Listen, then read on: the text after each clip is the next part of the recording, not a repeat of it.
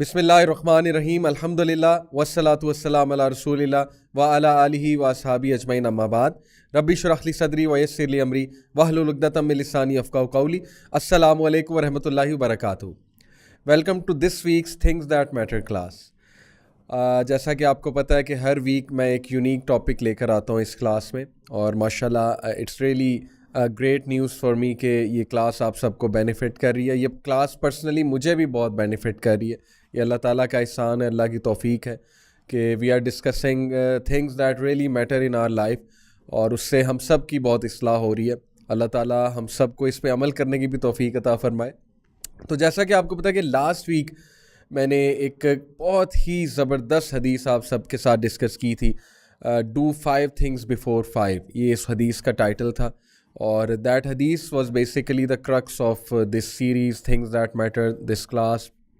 आज जो टॉपिक हम डिस्कस करने वाले, it is again so important, और ये चीज़ इतनी निगलेक्ट की जा रही है हमारी सोसाइटी में।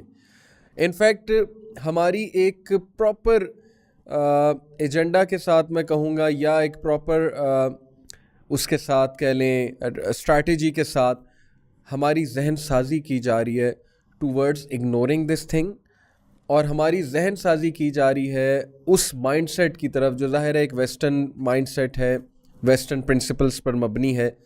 और हमें ये बताया जा रहा है कि दीन और ये रिलीजन और ये मज़हब की बातें, मज़हब ने जो लिमिट्स लगाई हुई हैं, और ये जो हराम और हलाल, ये जो इस तरह की चीज़ें हैं, ये सारी नाउज़ बिल्लाह बोसीदा चीज़ें हैं। ये बोसीदा फ़लसफ़े हैं जो बहुत पुराने हो चुके हैं। मॉडर्न दौर है, 21वीं सदी है, साइंस का दौर है, मॉडर्निटी का दौर है, इंसान अब बहुत अक्लमंद हो चुका है। छोड़ो ये फ़लसफ़े, अब ये जो सोच आ रही है ना कि ये बोसीदा चीज़ें हैं और इंसान बहुत मॉडर्न हो चुका है, इंसान सुपरस्टिशन से निकल चुका है, और हम अभी तक सुपरस्टिशन में हैं, यानी मुसलमानों की तरफ इशारा है, प्रैक्टिसिंग मुस्लिम्स की तरफ इशारा है। ये नैरेटिव और ये जो बात है, ये ज़ाहिर है कि वेस्ट से आ रही है। लेकिन वेस्ट से क्यों आ रही है, उसकी बहुत बड़ी वजह है। वेस्ट में क्रिश्चियनिटी थी, इंडिया में हिंदुइज़्म है, चाइना में ज़ाहिर है बुद्धिज़्म है। तो ये सारे जो रिलीजन्स हैं, बुद्धिज़्म हो गया, हिंदुइज़्म हो गया, क्रिश्चियनिटी हो गया, जो काफ़ी इन्फ्लुएंशियल रिलीजन्स हैं, ज़ाहिर है इस्लाम के साथ ये भी इन्फ्लुएंशियल रिलीजन्स हैं दुनिया में। तो ये सारे जो रिलीजन्स हैं, इनमें बहुत ज़्यादा ऐसी चीज़ें हैं जो सुपरस्टिशन की बेस पे है, जो which honestly do not make sense to a common person. West को क्रिश्चियनिटी ने कोई प्रैक्टिकलिटी नहीं दी, चाहे वो पॉलिटिकल हो, चाहे वो इकोनॉमिक रेल्म में हो, चाहे वो सोशल रेल्म में हो। प्रैक्टिकलिटी बहुत कम है, बल्कि है ही नहीं। वेस्ट को क्रिश्चियनिटी की वजह से बहुत सफ़र करना पड़ा, जिसकी वजह से पूरा उनका एक फ़िरका निकला प्रोटेस्टेंट्स का, कि चर्च ने बहुत मुजालिम ढाए हैं, चर्च ने सारी अथॉरिटी अपने हाथ में ले ली है, और चर्च ने फ्री इंक्वायरी को बैन कर दिया है। चर्च ने जो है ज़ाहिर है साइंस को बैन कर दिया है। हर वो चीज़ जो बाइबल के ख़िलाफ़ जाती है, साइंटिफिक प्रोग्रेस उनकी या साइंटिफिक डिस्कवरी, तो पादरी या प्रीस्ट जो है उसको स्नब करते हैं। ये एक पूरी तारीख है वेस्ट की कि वेस्ट लिबरलिज्म और वेस्ट सेकुलरिज्म की तरफ क्यों गया। अब मसला ये है कि हमारे जो लिबरल मुसलमान कहूँगा, या सो कॉल्ड मॉडर्न हमारे जो लोग हैं, जो सो कॉल्ड मॉडर्न मैंने इसलिए कहा because unfortunately they do not quite understand the true definition of being modern. वो यही नैरेटिव उठाते हैं वेस्ट का, ये उठा के हमारी सोसाइटी पे भी लगाते हैं, और दीन इस्लाम को भी उसी लेंस से देखते हैं जिस लेंस से वेस्ट ने क्रिश्चियनिटी को देखा, जिस लेंस से इंडिया ने हिंदुइज़्म को देखा, जिस लेंस से बाकी कंट्रीज़ ने अपने अपने रिलीजन्स को देखा। मसला ये है कि इस्लाम तो पढ़ा ही नहीं ना कभी। या तो चले इस्लाम आपने पढ़ा है, या तो इस्लाम को चैलेंज करने के बारे में कोई बहुत ठोस एकेडमिक बातें आपके पास हैं, rather than mocking and sarcasm. Because the way I see it, कि यहाँ हमारे माशरे में जितना मैंने इंटरेक्शन किया है हमारे उस तबके के साथ जो दीन को बोसीदा समझता है, जो दीन को इम्प्रैक्टिकल समझता है, जितना मैंने उनके साथ कन्वर्सेशन की है, टू बी ऑनेस्ट उन्होंने दीन कभी पढ़ा ही नहीं। और अगर उन्होंने पढ़ा है तो वो किन किताबों से पढ़ा है, डायरेक्ट ख़ुद नहीं पढ़ा है, वो उन किताबों से पढ़ा है जो दीन के ख़िलाफ़ लिखी गई हैं। तो ये कौन सा पढ़ना हुआ, ये कौन सी इंटेलेक्चुअल ऑनेस्टी है। और अगली बात ये कि ज़ाहिर है कि जितनी मैंने उनसे डिस्कशंस की हैं, मैं इस नतीजे पहुँचा हूँ कि उनका ज़्यादा मसला इमोशनल है रादर दैन इंटेलेक्चुअल। तो एग्रेसिवली उस नैरेटिव को प्रमोट करना जो नैरेटिव यानी वेस्ट के लिए है, और वेस्ट की एक पूरी रीज़न है सेकुलरिज्म लिबरलिज्म की तरफ जाने की। इस्लाम तो उनके पास था ही नहीं, कभी वेस्ट में इस्लाम इम्प्लीमेंट हुआ ही नहीं, इस्लाम की प्रैक्टिकलिटी तो कभी उन्होंने देखी ही नहीं, इस्लाम के प्रिंसिपल से तो वाकिफ़ ही नहीं है क्योंकि इस्लामिक सोसाइटी कभी वहाँ नहीं बनी। तो वो अपनी तरफ से ठीक गए हैं, क्योंकि क्रिश्चियनिटी, मैंने आपको बार बार क्रिश्चियनिटी की तरफ रेफ़र कर रहा हूँ क्योंकि ये जो इस वक्त करंट मॉडर्न फ़िलासफ़ीज़ जो हम पे भी थोपी जा रही हैं, उनमें से बहुत बड़ी फ़िलासफ़ी लिबरलिज़म की फ़िलासफ़ी है। और लिबरलिज़म पूरी एक फ़िलासफ़ी है, ह्यूमनिज़म पूरी एक फ़िलासफ़ी है। ये आप लोग कभी सर्च कीजिएगा कि लिबरलिज़म के क्या टूल्स हैं, लिबरलिज़म के क्या पिलर्स हैं, और ह्यूमनिज़म क्या फ़िलासफ़ी है। और ये हमारे थर्ड वर्ल्ड कंट्रीज़ और ऐसी कंट्रीज़ जिन पे ज़ाहिर है कि वो फर्स्ट वर्ल्ड कंट्रीज़ अपना वो जो है अपनी पावर जो है वो ज़ाहिर है इम्प्लीमेंट करना चाहते हैं अपनी आइडियोलॉजी के थ्रू, वो लोग बहुत एग्रेसिवली हमारे मीडिया के थ्रू, हमारे ड्रामास के थ्रू, हमारे एडवर्टीज़मेंट्स के थ्रू, हमारे एकेडेमिया के थ्रू, हमारे जो है वो ज़ाहिर है एजुकेशन सिस्टम के थ्रू अपना नैरेटिव ला रहे हैं। और वो इसलिए ला रहे हैं क्योंकि वो पावर में है, सीधी सी बात है। अब हम उन्हें क्या ब्लेम करें, जो पावर में है वो अपना नैरेटिव लेकर आएगा, this is the law, this is the rule. लेकिन अफसोस इस बात पे होता है कि हमारे जो मुसलमान हैं और हमारे जो स्टूडेंट्स हैं वो इतना ज़्यादा मरऊब हो चुके हैं, वो इतना ज़्यादा रोब में आ चुके हैं, इतनी औ में आ चुके हैं वेस्टर्न फ़िलासफ़र्स के, वेस्टर्न एकेडेमिया के, कि अगर कोई उनका अपना बंदा पाकिस्तानी कोई बात करेगा, चाहे वो दलील के साथ करे, चाहे वो बहुत अच्छे आर्गूमेंट दे, तो वो उसको शायद नलिफाई भी करेंगे, नेगेट भी करेंगे, टॉन्ट भी करेंगे, मॉक भी करेंगे, सार्केज़म की तरफ भी आएंगे। और मैंने जैसे आपको पहले बताया कि जितने लोगों से मैंने बात की है इस ख़ास तबके से जो दीन का ज़ाहिर है दीन को बोसीदा समझते हैं, और हमें ये बताया जा रहा है जी कि दीन के पास कोई सलूशन नहीं है, वो लोग ज़्यादातर दीन को किस अप्रोच से देखते हैं, मॉकिंग अप्रोच से। They will mock religion, they will bring you such things जो अल्लाह ताला ने मुतशाबिहात कहलाई हैं। कुरान पाक में अल्लाह ने कहा ना मुतशाबिहात हैं, कुरान में कुछ कुछ मुहकमात हैं। वो मुतशाबिहात लेकर आएंगे, आपको क्वेश्चन करेंगे, अच्छा तुम्हारा दीन अगर इतना प्रैक्टिकल है तो ये क्या लिखा हुआ है तुम्हारे दीन में, अब इसको आंसर करो। अब बात यह है कि ये अप्रोच ही एरोगेंट है। Just because something is not proven, the absence of proof does not mean that कि वो चीज़ एग्जिस्ट नहीं करती है। साइंस कितना प्रूव कर सकता है चीज़ों को? साइंस तो अभी जो है वो ब्लैक होल्स तक पहुंचा है, अभी वार्म होल्स की और पोर्टल्स की पूरी एक थ्योरी है, लेकिन वो प्रूव नहीं हुए। डार्क एनर्जी, डार्क मैटर, उसकी एक थ्योरी है। कितनी चीज़ों की अभी थ्योरी आई है और साइंस अभी पहुंच रहा है, science is trying to catch up. तो ये एरोगेंस है कि हर चीज़ को साइंस की नज़र से देखना और नेगेट कर देना कि चूँकि साइंटिफिक प्रूफ नहीं है तो हम नहीं मानते, चूँकि बात बहुत एब्सर्ड है उसको मॉक करने लग जाना। तो ये approach in it self arrogant है। तो मैं आपको ये बता रहा था कि अनफॉर्चुनेटली मुझे अफसोस होता है कि जब हमारे पढ़े लिखे स्टूडेंट्स, हमारे पढ़े लिखे लोग उनकी बातों में आके नेगेट भी कर देते हैं, चीज़ों को सुनना ही नहीं चाहते। लेकिन कोई गोरा साहब आके बात करें तो ज़ाहिर है हम मरऊब हुए हैं। पहली वो चाहे जो मर्ज़ी बात कर रहे हैं, हमने उन्हें क्रिटिकली एनालाइज नहीं करना। हमें एकेडेमिया हमारी यही सिखा रही है, यूनिवर्सिटीज़ में हर जगह, कि रिलीजन को टिका के क्रिटिकली एनालाइज करो, लेकिन जो फ़िलासफ़ी वहाँ से आ रही है उसको क्रिटिकली एनालाइज नहीं करना। और ये हमारी थिंकिंग है। अपने गिरेबान में झांक के आप देख लें, हम उनकी थ्योरीज़ को कितना क्रिटिकली एनालाइज करते हैं। हमने उनकी थ्योरीज़ को, उनकी आइडियोलॉजी को, उनकी फ़िलासफ़ीज़ को तो हमने अपना बाइबल मान लिया, अपना जो है ना वो फाइनल वर्ड मान लिया कि यस दिस इज़ इट, यही सोल्यूशन है। लेकिन when it comes to religion हम इनसिक्योर हो जाते हैं, हम डिफेंसिव हो जाते हैं, हम जो है वो फ़ौरन से जो है ना वो ऐसे शो करते हैं कि नहीं नहीं नहीं हम रिलीजियस नहीं हैं, हम तो मॉडर्न हैं, हम तो ग्रेट थिंकर्स हैं। और जब उन लोगों से कुछ रिलीजियस दो चार सवाल किए जाएं तो वो रिलीजियस नॉलेज उनका क्या होता है वो आपको पता है। आजकल तो एक वो मीम भी चल रही है कि हाउ मैनी रकाज इन सूरह फातिहा। तो बहरहाल ये एक मजाक की बात है। जो लोग इस मीम को फॉलो कर रहे हैं वो मेरी बात समझ गए होंगे। तो ये सारी तमहीद मैंने इसलिए बांधी क्योंकि जो आज का टॉपिक है वो इस्लाम का एक ऐसा रुकन है, इस्लाम, दीन इस्लाम के जो ज़िंदगी का फ़लसफ़ा है उसका ऐसा पार्ट है कि अगर वो चीज़ हम इग्नोर करेंगे तो उसके बारे में इतनी स्ट्रिक्ट वार्निंग्स हैं कुरान और हदीस में कि इंसान दंग रह जाता है कि क्या ये चीज़ इतना मैटर करती है और क्या ये चीज़ इतनी सीरियस थी और हम इसे इग्नोर करते आ रहे हैं एज अ सोसाइटी। अब मैं सोसाइटी की बात करने लगा और वो चीज़ है अमर बिल मारूफ और नही अनिल मुनकर। That is the next in my list for things that matter. अमर बिल मारूफ और नही अनिल मुनकर का कॉन्सेप्ट क्या है?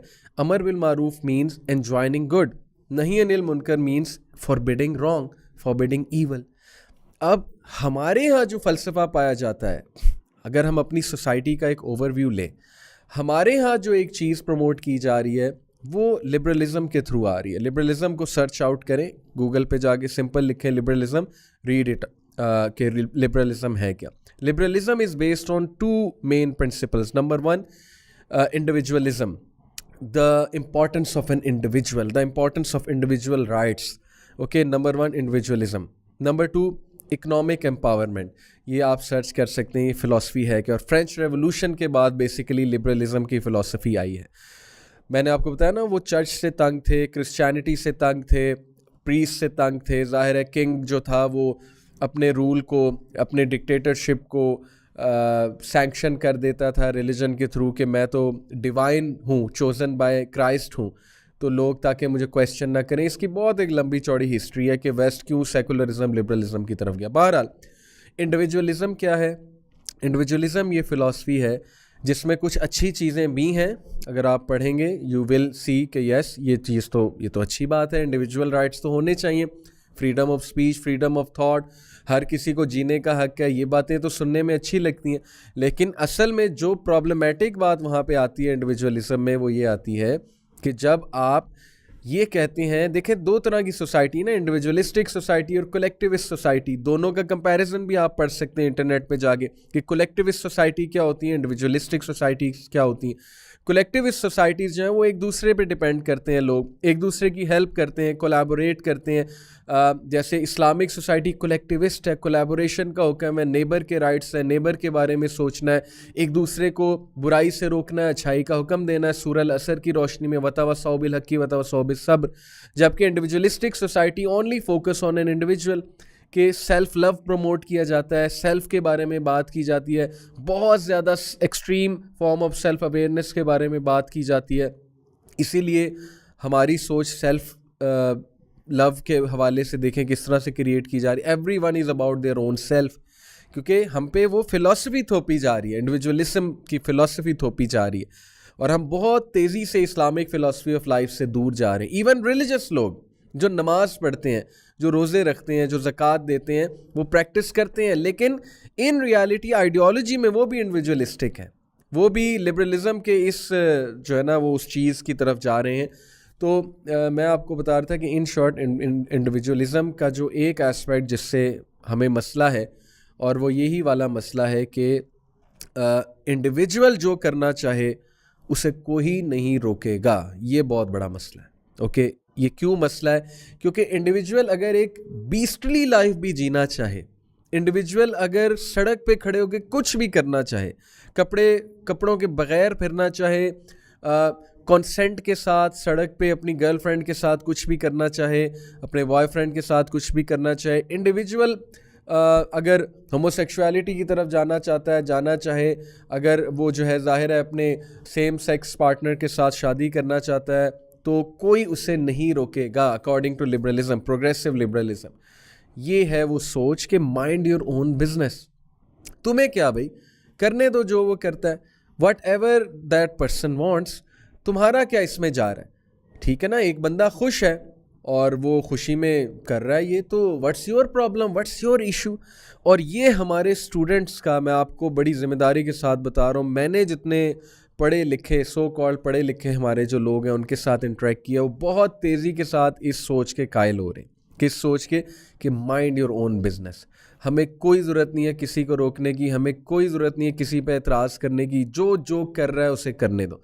ओके, और वो समझते हैं कि ये चीज़ मॉडर्निटी है, ये चीज़ बेसिकली ओपन माइंडेडनेस है, और ये चीज़ बेसिकली एक प्रूफ है कि आप बहुत पढ़े लिखे हैं, because you are minding your own business. अब on the other hand that doesn't mean कि हम हर एक का जाके जो है वो सारी कलम कर दें, क्योंकि यही एक व्यू होता है ना दीनी लोग के बारे में जी कि ये तो बहुत एक्सट्रीमिस्ट हैं, ये तो जी ये भी हराम कहते हैं, वो भी हराम कहते हैं। तो मैं वो एडवोकेट नहीं कर रहा फ़िलहाल, ना ही वो मैं करूँगा कभी, क्योंकि that is totally extremism obviously. मैं असल में ये बात कर रहा हूँ कि there is a moderate path, एक दरमियानी राह है, और वो दरमियानी राह की इंशाल्लाह हम इस पूरी एपिसोड में हम बात करने वाले हैं। तो हमारी सोसाइटी में ये सोच इतनी तेज़ी से परवान चढ़ रही है, हमारे यंग जनरेशन में specially, mind your own business वाली, कि भाई अगर मेरे साथ बैठ के एक बंदा टू बी ऑनेस्ट ड्रग्स कर रहा है, चरस पी रहा है, तो why should I care, why should I stop that person, उसकी लाइफ है, उसे करने दो। अगर मेरे सामने एक बंदा कोई भी ऐसी हरकत कर रहा है जो इस्लामिक वैल्यूज़ के ख़िलाफ़ है, तो सो व्हाट, करने दो। ये चीज़ हमारा अनफॉर्चुनेटली इतना खूबसूरत हमारा फैमिली स्ट्रक्चर था, जहाँ पे बड़ों की बात सुनी जाती थी, एक ख़ानदान में बड़े बुज़ुर्ग होते थे, नेक लोग होते थे, वो आते जाते बड़े प्यार से ऐसे जुमले कहते थे, मिसाल के तौर पे बच्चियों को कि बेटी मेहमान आने लगे, सर पे दुपट्टा ले लो, बेटी अपनी चेस्ट कवर कर लो, बेटी जो है इस तरह ना बैठो, इस तरह बैठो, मतलब बड़े प्यार से, ये नहीं कि बड़े डांट के साथ और उस पर थोप रहे हैं चीज़, जिस तरह से एक्चुअली डराया जाता है ना कि हम पे दीन थोपा जाता है, ऐसी कोई बात नहीं है। ये आप वो लोग जिनका एक फैमिली स्ट्रक्चर है वो मेरी बात समझ रहे हैं, जो ख़ानदानी लोग हैं, कि मैं क्या कहना चाह रहा हूँ कि ख़ानदानी स्ट्रक्चर कितना खूबसूरत है पाकिस्तान में। और वो बुज़ुर्ग इसी तरह लड़के को समझाना कि पुत्र ज़रा डिसेंट एक्ट कर ख़ातून के सामने, और छोटी छोटी बात पे समझाना कि किस तरह बात करना है, किस तरह गुफ्तगू करनी है, वगैरह वगैरह। तो ये सारी चीज़ें, आपको क्या लगता है कि जिस तेज़ी से हमारे माइंडसेट्स तब्दील किए जा रहे हैं, हमें इंडिविजुअलिस्टिक बनाया जा रहा है, हमें उस वे ऑफ लाइफ की तरफ जा रहा है कि अकेले रहो, कोई ज़रूरत नहीं है किसी के साथ रहने की, ये इंटरफेरेंस नहीं करनी। यानी एक तो है ना कि फैमिली में उस तरह की इंटरफेरेंस करना जो नुकसानदेह है, उसके तो मैं भी ख़िलाफ़ हूँ, और इस पे हमने कई बार बात भी की है। हमने इस पे फेमिनिज़म का एक शो किया, उसमें कितना ज़्यादा इस तरह की इंटरफेरेंस को कंडेम किया जिससे ज़िंदगियां बर्बाद होती। लेकिन एक है कि अमर बिल मारूफ़ और नही अनिल मुनकर, आपके बड़े आपको समझाएं, आपके बड़े आपको कोई पते की बात करें, आपके सीनियर आपको कुछ जो है वो दीन के हवाले से, कल्चर के हवाले से बात करना चाहें, तो आगे से हमारा क्या रवैया होता है कि भाई आपको क्या तकलीफ़ है, आप अपने काम से काम रखें। अब ये बाकायदा हमारी ये वाली वैल्यूज़ बनती जा रही, मैं आपको बता रहा हूँ। जिस तेज़ी से फैमिली स्ट्रक्चर्स जो हैं हमारे चेंज हो रहे हैं, और बहुत मुझे दुख होता है कि अब पता नहीं वो वाले बुज़ुर्ग ये बच्चे देख पाएंगे कि नहीं देख पाएंगे, जो बुज़ुर्ग हमने अपनी फैमिलीज़ में देखे, जो नज़र रखने वाले थे, जो हमें डिट्रैक ना, हम थोड़ा सा डिट्रैक होते थे समझा देते थे, प्यार से थपकी दे देते थे, प्यार से एक नसीहत कर देते थे। पता नहीं अब इस जनरेशन का क्या बनने वाला है। they think कि they are all self-sufficient, they think कि they can do anything, they can take any decision, they can do whatever they want। तो ये बहुत मुझे एक दुख से कहना पड़ रहा है कि हमारे लोगों की और हम सब की सोच बड़ी तेज़ी से तब्दील हो रही है इस एस्पेक्ट के हवाले से, और इस पे बात होनी चाहिए। तो बहरहाल देखें, लिबरलिज़म जो है वो हर उस चीज़ को एक सोशल कंस्ट्रेंट समझता है जो उनके नज़दीक इंसान की इंडिविजुअल लिबर्टी में हायल हो, या कह लें कि रुकावट हो। मिसाल के तौर पे इंडिविजुअल जो है उसकी लिबर्टी से मेरी यहाँ पे मुराद है कि whatever that individual wants to do. अब मिसाल के तौर पे जिस तरह की कैंपेन रन की जा रही है फेमिनिज़म के हवाले से हमारी सोसाइटी में, एक तो है ना कि जेन्युइन वुमेन राइट्स जो है सामने रखे जाएं कि भाई डोमेस्टिक वायलेंस क्यों होता है, वुमेन को क्यों नहीं पढ़ाने की इजाज़त एक फ़ैमिली में, वुमेन को क्यों नहीं पढ़ाया जाता, लड़कियों को लड़कों से अलग क्यों ट्रीट किया जाता है एक फ़ैमिली स्ट्रक्चर में, बेटों को क्यों फोकियत ज़्यादा दी जाती है बेटियों की निस्बत। ये तो है जेन्युइन इश्यूज़।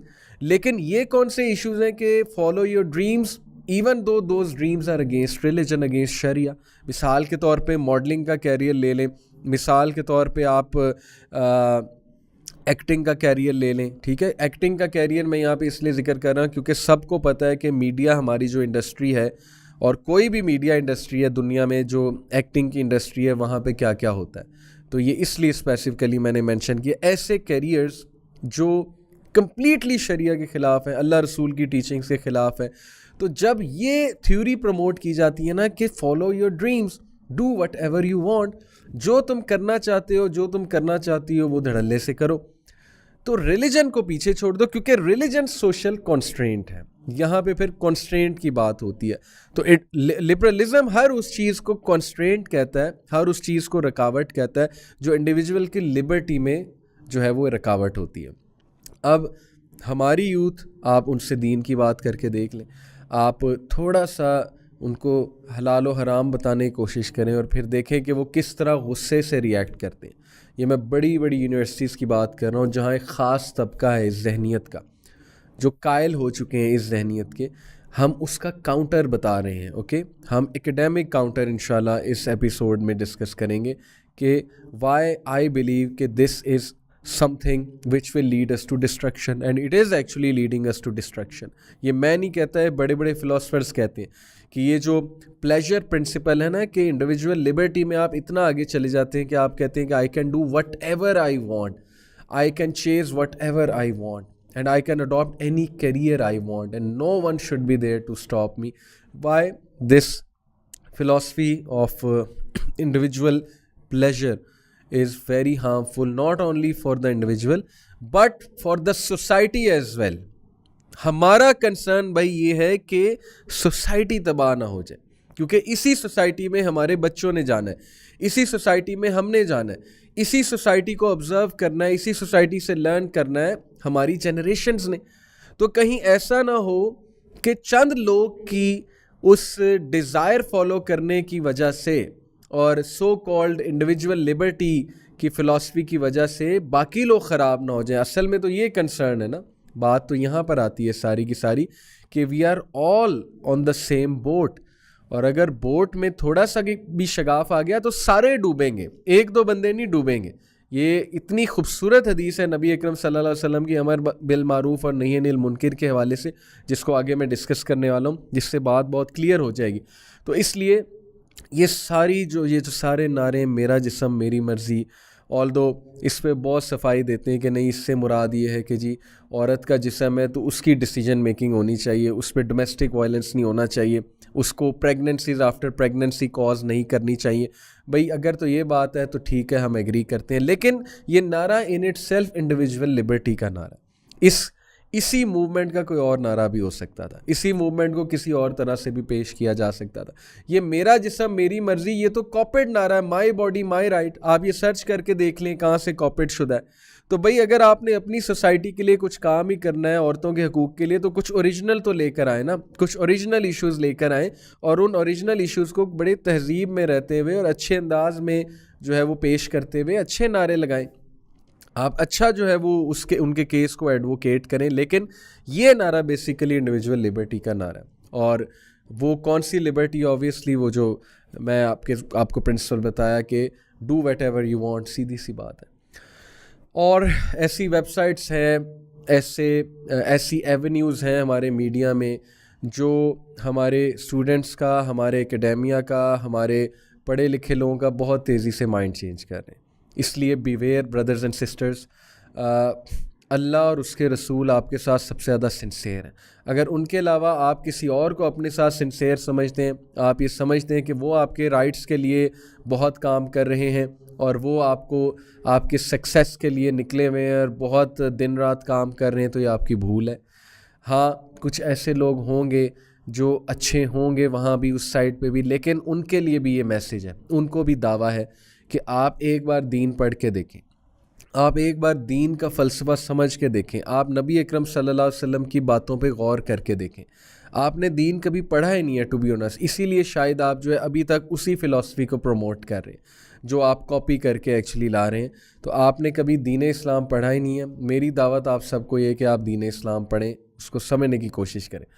देखें अब LGBT हो गया, द राइट टू अबॉर्शन हो गया, द राइट टू डू जिना, कॉन्सेंशुअल जिना जिसे कहते हैं कि if two people are agreed, what's your issue. अगर वो कुछ भी करना चाहते हैं, प्री मैरिटल सेक्स है या व्हाट एवर इट इज़, जिसको हम जिना कहते हैं इस्लाम में, तो ये सारी चीज़ें हमारे लोग की बड़ी तेज़ी से सोच बनती जा रही है। Okay, and we have to see कि अल्लाह और उसके रसूल का इस पर क्या हुक्म है। तो नहीं अनिल मुनकर और अमर बिल मारूफ़ के हवाले से मैं आपके सामने कुछ अहादीस रखता हूँ और कुछ बातें रखता हूँ जो इंशाल्लाह बहुत हमारे लिए हेल्पफुल होंगी। लेकिन उससे पहले, जैसा कि मैंने आपको कहा कि ये बातें मौलवी नहीं कर रहा, ये बात हर वो इंटेलेक्चुअल कर रहा है जो इंटेलेक्चुअली ऑनेस्ट है, जो जिसने दुनिया के लिए कुछ किया है, कुछ पॉजिटिव किया है, कुछ प्रोडक्टिव किया है।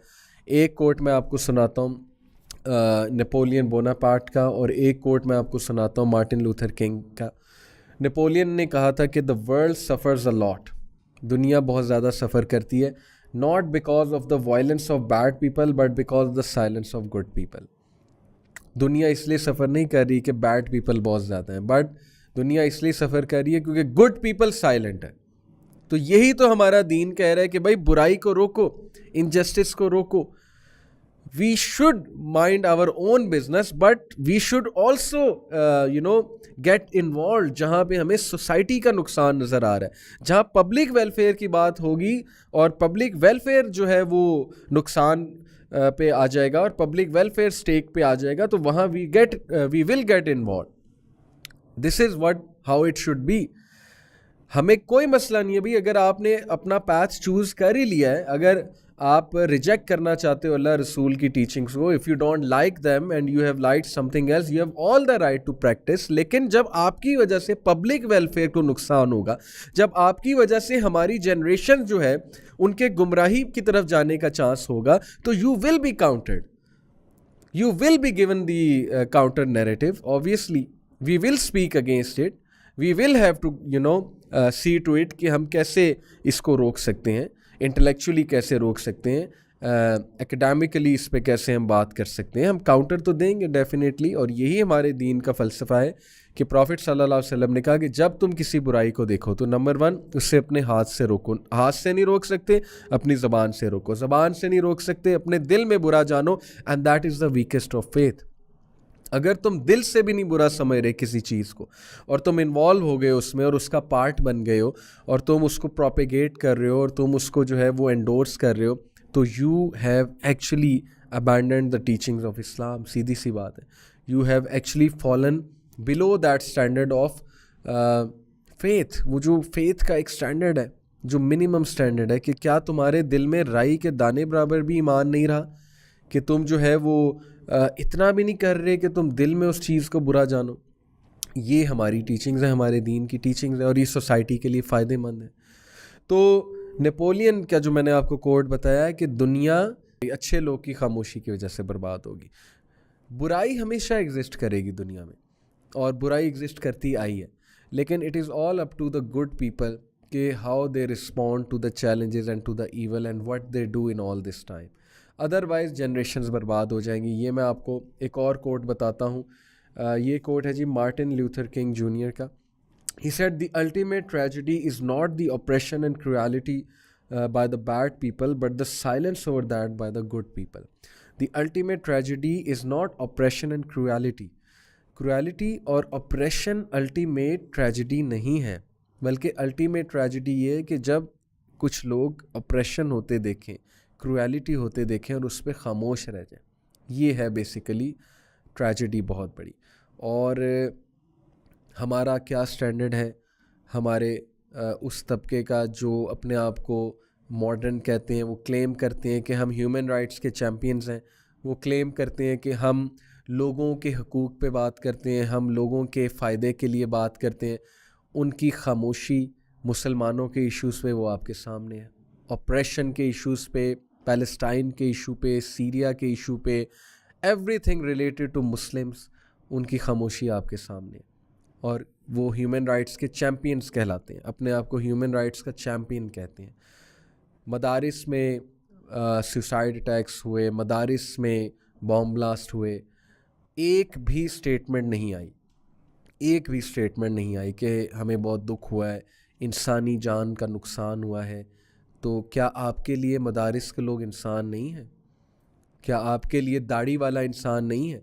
क्या आपके लिए जो बंदा टखनों से ऊपर शलवार करता है वो इंसान नहीं है? क्या आपके लिए बुर्खा करने वाली इंसान नहीं है? क्या उसके कोई राइट्स नहीं है? वो ह्यूमन बीइंग नहीं है? उसके ह्यूमन राइट्स नहीं है?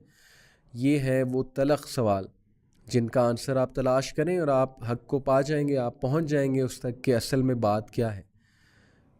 तो बात वही है कि ऑपरेशन पे ख़ामोश रहना, क्रूअलिटी पे ख़ामोश रहना और अपनी चोज़न चीज़ों पे सिर्फ जो है वो उसको प्रमोट करना, उसकी कैंपेन चलाना। मेरी रिक्वेस्ट है नौजवानों से जो ये बात सुन रहे हैं कि don't fall into the hands of those which are simply taking advantage of you. मैं नाम नहीं लूँगा, ना मुझे एग्जैक्ट पता है कि वो कौन लोग हैं, लेकिन there are always some people. ये आपने ख़ुद ट्रैक आउट करना है कि अगर हम किसी के साथ चल रहे हैं तो वो शख्स का या जो भी वो इंसान है उसका मकसद क्या है और वो हमें किस तरफ ले जा रहा है या ले जा रही है, और क्या वो वाकई हमारे साथ सिंसेयर हैं, क्या वो वाकई जेन्युइनली हमारे इश्यूज़ में इंटरेस्टेड हैं। ये कुछ क्वेश्चन हैं जो आपने ख़ुद थिंक ओवर करने, और I am sure you will reach this conclusion कि अल्लाह रसूल के अलावा कोई भी आज के दौर में ख़ुसूसन सिंसेयर नहीं है। इसलिए जो बातें मैं यहाँ पे करने वाला हूँ वो सुनने में तलख लग सकती हैं, बट अल्टीमेटली वही सलूशन है, अल्टीमेटली वही असल बात है। और वो बात क्या है, मैं आपके सामने इससे पहले कि हदीस की तरफ आऊँ, विल ड्यूरेंट का भी एक कोट सुनाना चाहूँगा। विल ड्यूरेंट एक अमेरिकन फ़िलासफ़र हैं, हाईली रिस्पेक्टेड हैं एकेडेमिया में।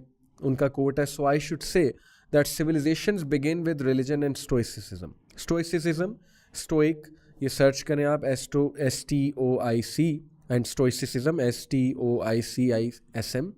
ये ग्रीक स्कूल ऑफ थॉट है, एक डिसिप्लिन का, और जाहिर है कि it is a school of thought of controlling desires. उसने कहा कि सिविलाइजेशंस स्टार्ट होती हैं रिलीजन से एंड स्टोइसिज्म से, and they and with scepticism and unbelief. और रिलीजन्स एंड और सिविलाइजेशंस एंड होती हैं, तबाह होती हैं, जब स्केप्टिसिज्म डेवलप होता है, अनबिलीफ डेवलप होता है और प्लेजर प्रिंसिपल की तरफ आती हैं civilisation, and the undisciplined pursuit of individual pleasure. Civilisations कब बर्बाद होती हैं? जब एक अनडिसिप्लिन्ड परस्यूट होता है इंडिविजुअल प्लेजर का। क्या आप अपनी तहजीब को, क्या आप अपने घराने को, क्या आप अपनी लाइफ को तबाह करना चाहते हैं? अगर तो करना चाहते हैं तो बस फिर ठीक है, फिर इसी फ़लसफ़े पे चलें। इंडिविजुअल लिबर्टी, कौन सी वाली लिबर्टी हो मैं शुरू में एक्सप्लेन कर चुका हूँ। अगर आप तबाही चाहते हैं तो फिर बस ठीक है, इस फ़लसफ़े पे चल कर देख लें कि I can do whatever I want and no one should dare stop me and no one can tell me anything. Okay, तो आप देखेंगे कि आपकी फैमिली स्ट्रक्चर, फिर आपका फैमिली स्ट्रक्चर कहाँ जाएगा, आपकी अपनी लाइव्स में क्या केओस होगा, और एज ए होल हम सोसाइटी कहाँ पे स्टैंड करेंगे। और वो वेस्ट में तो बहुत अच्छे से हमें नज़र आ रहा है, लेकिन हमारी आंखें बंद हैं। हमें ऊंची ऊंची बिल्डिंग्स नज़र आती हैं, हमें साइंटिफिक प्रोग्रेस नज़र आती है, हमें उनकी प्रोफेशनल एथिक्स नज़र आते हैं, उनके प्रोफेशनल एथिक्स मैं इसलिए कह रहा हूँ because in west everything is for a purpose, everything, हर चीज़ किसी मकसद के लिए है। अगर एथिक्स हैं तो वो प्रोफेशनल एथिक्स हैं, वो इसलिए नहीं है अल्लाह के लिए, अल्लाह को खुश करने के लिए, वो इसलिए है कि because that's how the society is design, that's how you know. और ये अच्छी बात है, मैं इसमें कोई वो नहीं कह रहा, क्रिटिसाइज़ नहीं कर रहा। देखें, मैंने कई बार इन चीज़ों की तारीफ़ की है। Scientific progress, well and good. Psychology में, सोशोलॉजी में प्रोग्रेस, वेल एंड गुड। बहुत सी इन्वेंशंस की, गुड। मटीरियल प्रोग्रेस की, गुड। लेकिन why are you turning a blind eye to the social problems over there? Why are you turning a blind eye to what's happening over there? कभी social issues तो उठा कर देखें waste के, आपको पता लग जाएगा कि उनकी सोसाइटी भी कितना सफ़र कर रही है इस वक्त। और वहाँ पे सुसाइड्स और डिप्रेशन और साइकोलॉजिकल डिसऑर्डर्स, डिवोर्स और क्या क्या प्रेवलेंट नहीं है वहाँ पे। डोमेस्टिक वायलेंस वहाँ पे प्रेवलेंट नहीं है, वहाँ के अपने इश्यूज़ हैं। तो हमारा मैसेज यूनिवर्सल है, कुरान का मैसेज यूनिवर्सल है, अल्लाह रसूल का मैसेज यूनिवर्सल है। और वो यूनिवर्सल मैसेज ये कि अगर तुम इंडिविजुअल प्लेजर को परसू करोगे, और अगर तुम एज ए सोसाइटी अमर बिल मारूफ और नहीं अनिल मुनकर नहीं करोगे, तो फिर तुम बहुत दूर चले जाओगे, तबाही की तरफ चले जाओगे, और वो हम देख रहे हैं, नज़र आ रहा है। तो मूविंग ऑन क्विकली मैं आपको कुछ हदीस बताता हूँ in order to tell the importance of अमर बिल मारूफ एंड नही अनिल मुनकर। सबसे पहले तो अल्लाह ताला ने सूरह आल इमरान में कहा, chapter 3 verse 104, let there arise from you a nation inviting to good, enjoining what is right and forbidding what is wrong, and those will be successful। बाकायदा हुक्म है ये मुसलमान को, अमर बिल मारूफ करो, नहीं अनिल मुनकर करो, बुराई को देखो, उसे रोको, अच्छाई का हुक्म दो। This is how society is build, this is how people become successful. Then फिर एक आयत है सूरह आल इमरान की, चैप्टर 3 वर्स 110, अल्लाह ताला कहते हैं, कुंतुम खैरा उम्मतिन उखरिजत लिन्नास तामुरूना बिल मारूफी व तनहूना अनिल मुनकर व तुमिनूना बिल्लाह, you are the best people evolve for mankind because you enjoin what is good and forbid what is wrong and you believe in Allah. हमारा बेस्ट होना किस लिए है? क्योंकि हम इंजॉइन करते हैं गुड को और फॉरबिड करते हैं रॉन्ग को। This makes us the best of generations. When Allah is calling someone best of generation, then they must be best of generation। लेकिन क्या हम ये कर रहे हैं? क्या हमने अमर बिल मारूफ और नही अनिल मुनकर जो है कहीं हम उससे फिर तो नहीं गए? ये एक बहुत बड़ा बिग क्वेश्चन है। और फिर कुरान में कई ऐसी आयत हैं, जैसे सूरह तौबा की चैप्टर नंबर 9 वर्स 71 में अल्लाह कहते हैं, the believing man and believing women are allies of one another, they enjoin what is right and forbid what is wrong, and they establish prayer and give charity and obey Allah and his messenger, Allah will have mercy upon them। ये chapter 9 verse 71 है कि मोमिन मर्द और औरतें वो एक दूसरे के एलाइज हैं। एलाइज से मुराद है हेल्पर्स हैं। दे enjoin what is good, they forbid what is wrong। अकेले नहीं अनिल मुनकर और अमर बिल मारूफ का कॉन्सेप्ट आया है कि जब तुम अपने भाई को, अपनी बहन को कुछ बुरा काम करते देखो तो उसको रोको, उसको समझाओ। लेकिन ये रोकना और ये समझाना, इसका एक तरीका है, और वो तरीका क्या है मैं क्विकली आपको बताता हूँ कि स्कॉलर्स के नज़दीक जब भी आपने अमर बिल मारूफ और नहीं अनिल मुनकर करना है तो उसकी 3 कंडीशन है कि that should be done based on knowledge, number 2 based on gentleness, number 3 based on patience. Knowledge के साथ करना है। अगर नॉलेज नहीं है तो आप फंस जाएंगे। आप किस बेसिस पे उसको स्टॉप कर रहे हैं? Okay, number 1 knowledge, number 2 gentleness.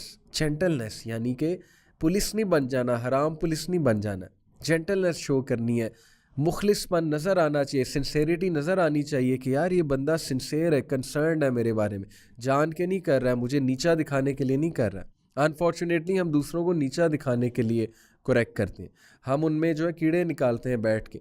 हमें ये नॉलेज ही नहीं है कि अमर बिल मारूफ और नही अनिल मुनकर असल में करना कैसे है। मिसाल के तौर पे अगर मेरे सामने एक यंगस्टर आएगा और वो 5 वक्त की नमाज़, क्या वो तो जुम्मा भी नहीं पढ़ता है, और मैं उसके कानों में ईयरपॉड्स देखूंगा और वो गाने सुनते देखूंगा, तो मैं पहली बात अगर उसे ये कह दूंगा कि भाई साहब म्यूज़िक हराम है, आप ना सुना करें, तो आई थिंक कि वो नेक्स्ट टाइम मेरे पास नहीं आएगा। मैं उसका म्यूज़िक छुड़वा के क्या करूँगा, जबकि वो अल्लाह रसूल को ही नहीं जानता। अभी तो उसको तारुफ ही नहीं है अल्लाह का, रसूल का, उसको तो पर्पज़ ऑफ लाइफ ही नहीं पता है, तो नमाज़ों का कॉन्सेप्ट ही उसको कोई नहीं है। हज़रत आयशा रज़ियल्लाहु अन्हा की ये बात याद रखें, ये बिल्कुल सही रवायत है कि हज़रत आयशा रज़ियल्लाहु अन्हा ने कहा कि अल्लाह के नबी सल्लल्लाहु अलैहि वसल्लम अगर हमें शुरू में हराम की तरगीब ज़्यादा करते तो हमसे भी ना शायद छोड़ा जाता। ये सहाबा की बात हो रही है, और अल्लाह के नबी सल्लल्लाहु अलैहि वसल्लम ने पूरी एक शख्सियत साजी की है उनकी, उनके दिल में अल्लाह का डर डाला है, उनको मोटिवेट किया है, उनमें उनके दिल में अल्लाह से मोहब्बत डाली, और फिर जाके उन्होंने जो है वो हराम जो है वो ज़ाहिर है कि बतदरीज जिस तरह से एक हराम आया, शराब स्टेजेस में हराम हुई है। इसका ये मतलब नहीं कि आज के दौर में शराब स्टेजेस में हराम होगी, ये ऐसी कोई बात नहीं है। मैं बताना ये चाह रहा हूँ कि सहाबा के लिए अलग अहकामात इसलिए थे क्योंकि वो सोसाइटी ऐसी थी, और ज़ाहिर है कि इससे ये साबित होता है कि बहुत देख के किसी से बात करनी चाहिए।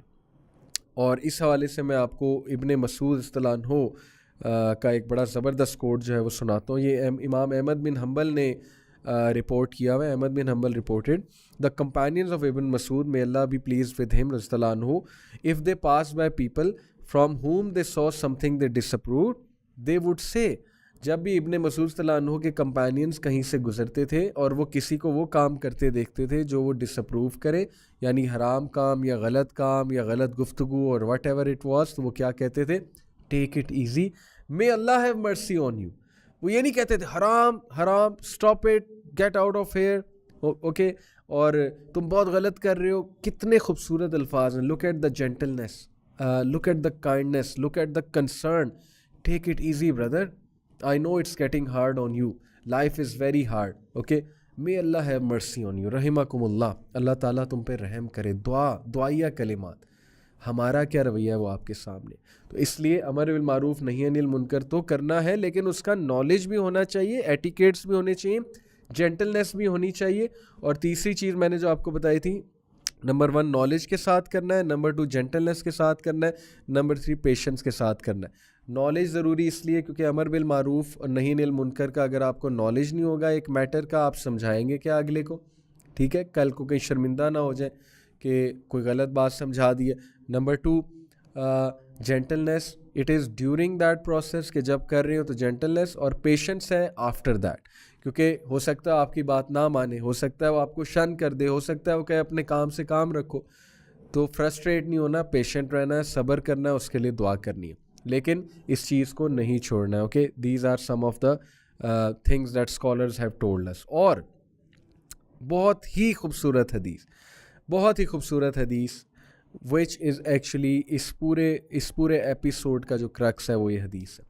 अन्नुमान इब्न बशीर रज़ियल्लाहु अन्हु रिपोर्टेड द प्रॉफिट सल्लल्लाहु अलैहि वसल्लम सेड, और ये सही अल बुखारी की हदीस है, हदीस नंबर 2361, और ऑब्वियसली सही हदीस है। The parable of the one who observes the limits prescribed by Allah and the one who transgresses them is the likeness of a people who board a ship after casting lots.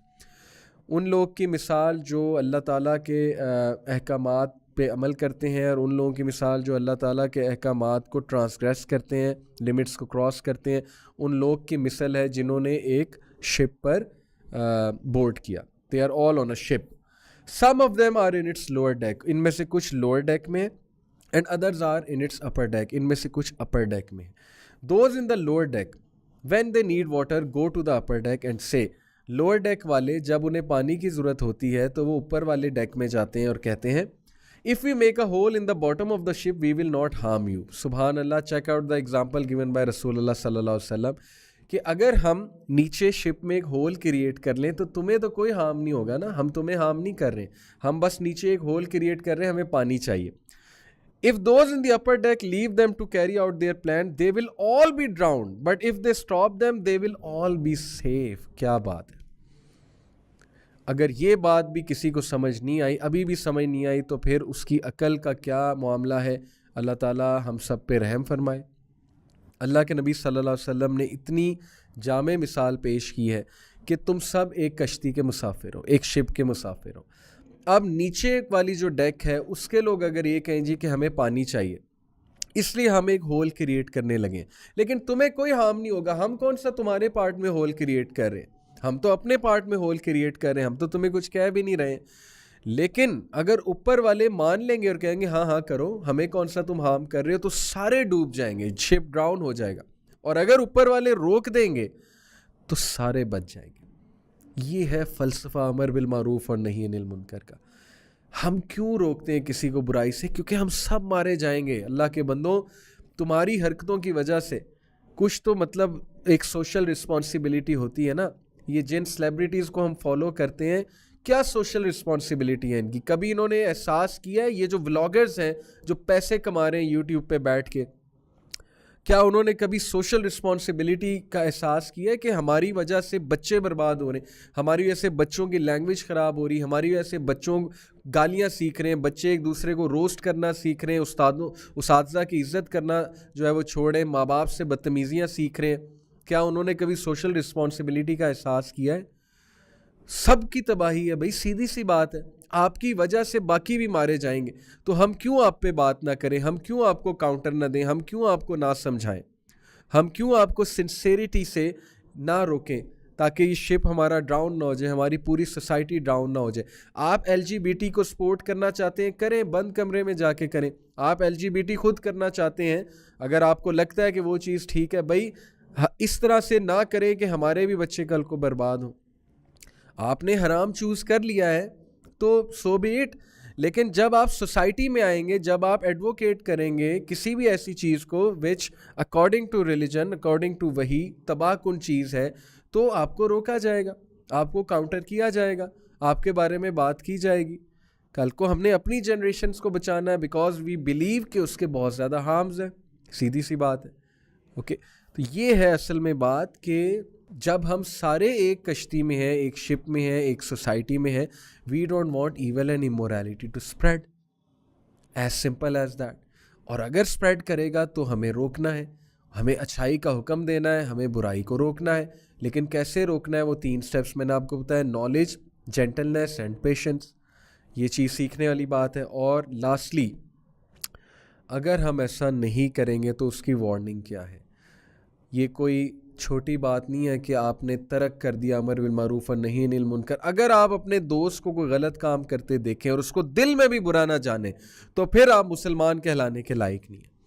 मैं ये नहीं कह रहा खुदा न खास्ता बंदा काफिर हो जाता है, लेकिन आप में राई के दाने बराबर भी जो है वो ईमान नहीं है कि आपने दिल में भी उसको बुरा नहीं जाना और आप उसके साथ शरीक हो रहे हैं और आप अपने आप को मॉडर्न समझ रहे हैं, लिबरल समझ रहे हैं कि मैं बहुत बड़ा मॉडर्न हूँ। और भाई वेस्ट कैपिटलिज्म का मज़ा चख के, इस प्रोग्रेसिव लिबरलिज्म का मज़ा चख के अब स्पिरिचुअलिटी की तरफ आ रहा है और हम लोग अब उस तरफ जा रहे हैं, तबाही की तरफ जा रहे हैं। वो लोग ने डिप्रेशन का मज़ा चख लिया है कि इसमें निरी डिप्रेशन है इस वे ऑफ लाइफ में। Individual pleasure only takes you to the pursuit, the undisciplined pursuit of individual pleasure only takes you to depression. ये देख लिया उन्होंने और अब वो स्पिरिचुअलिटी पे बात करने लग गए हैं। सर्च इट आउट के टेड की टॉक्स क्या हो रही हैं, रिलीजन को रीविजिट किया जा रहा है, स्पिरिचुअलिटी को रीविजिट किया जा रहा है। और हम उनसे 10-12 साल, अभी 20 साल पीछे हैं।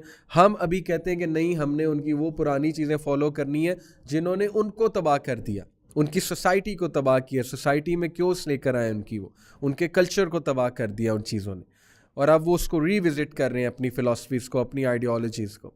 ये आप सर्च करके देख लें।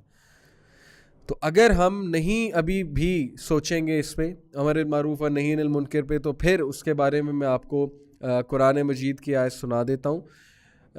इससे पहले एक हदीस एक और मैं ऐड कर दूँ, बिकॉज दिस हदीस इज़ वंडरफुल यंगस्टर्स के लिए।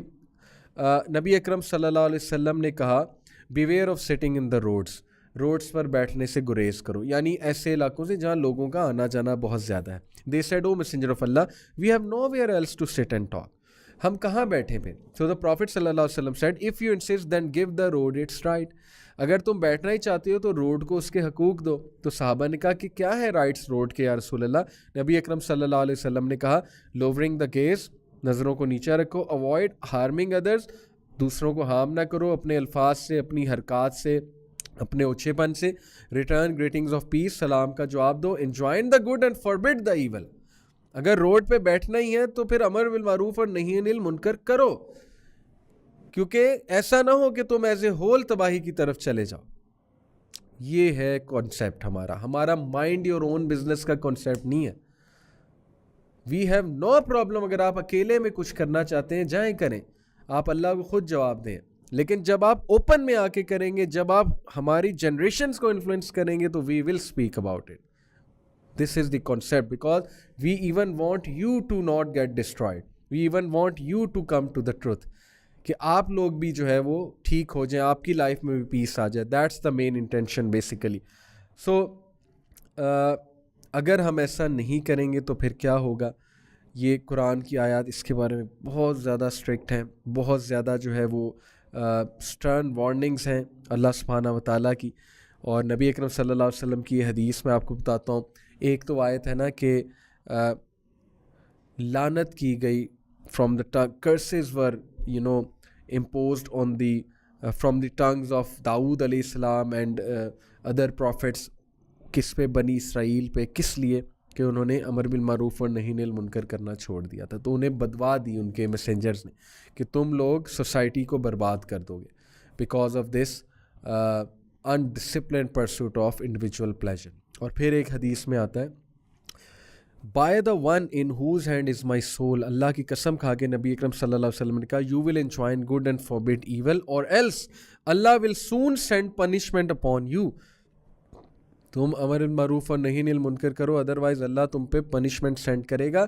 Then you will supplicate to Allah and he will not accept it from you. तुम अल्लाह से दुआएं करोगे, अल्लाह तुम्हारी दुआएं कबूल नहीं करेगा। और एक हदीस में आता है कि जब अमर बिल मारूफ और नही अनिल मुनकर ख़त्म हो जाए और लोग इमोरलिटी स्प्रेड करें, तो फिर अल्लाह ऐसी ऐसी बीमारियां भेजता है जिसका तुमने कभी जिक्र भी नहीं सुना। और ये जो पिछली हदीस मैंने सुनाई है, it is in Sunan Tirmidhi hadith number 2169 and it is graded hasan by Allama अल-अलबानी।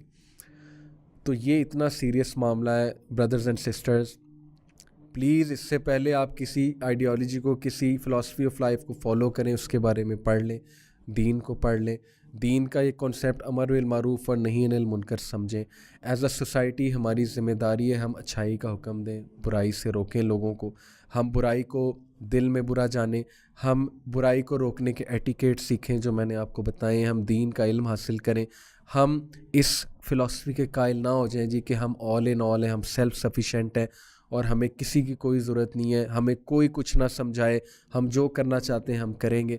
अगर आप इस लाइफ की तरफ, इस आइडियोलॉजी की तरफ जाना चाहते हैं तो जाकर देख लें, और अगर आपको सुकून मिल जाए तो ज़रूर बताइएगा, अगर आपको अपनी मंजिल मिल जाए तो ज़रूर बताइएगा। With this I will like to take leave, और नेक्स्ट वीक इंशाल्लाह आपसे एक और टॉपिक पे बात होगी। Take care of yourselves and take care of things that actually matter in life. Barakallah, Jazakallah khair for listening. Assalamu alaikum wa rahmatullahi wa barakatuh.